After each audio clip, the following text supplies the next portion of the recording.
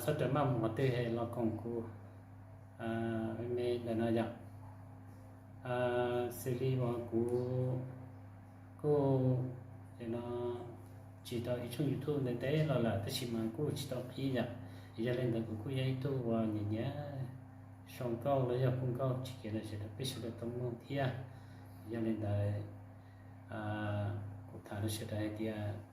bé thì nó do cho trình độ rất bé nhìn nhá chỉ biết sự là qua tôi biết sự được tâm mong chỉ là dễ xử chỉ cho nên cha là bé chỉ do cho nên đó là thằng này bắt sinh là thia rằng cho nên là ba nhiều tiết tán đó đó bên trong YouTube thì cầu YouTube hoặc khi thia bé mong được luôn là luôn xong chỉ kia là dạy tàu bé sẽ thành nông là toàn tê bây giờ có từ hai giờ tụ tàu một ba lại là một lúa chân tàu bây giờ thì chỗ có lần từ họ chỉ tàu về ba là nó có họ một ba rồi thì có ai thì nó có sự chi nhiều chẳng có là có một ba nhiều lúc trước để trong cả bây giờ nó có bao nhiêu tem subscribe được của nhà bây giờ thì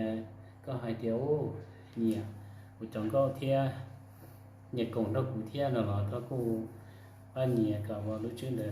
tôi tỉ đó để thọc cho một trận câu lại là cái lý tôm lòng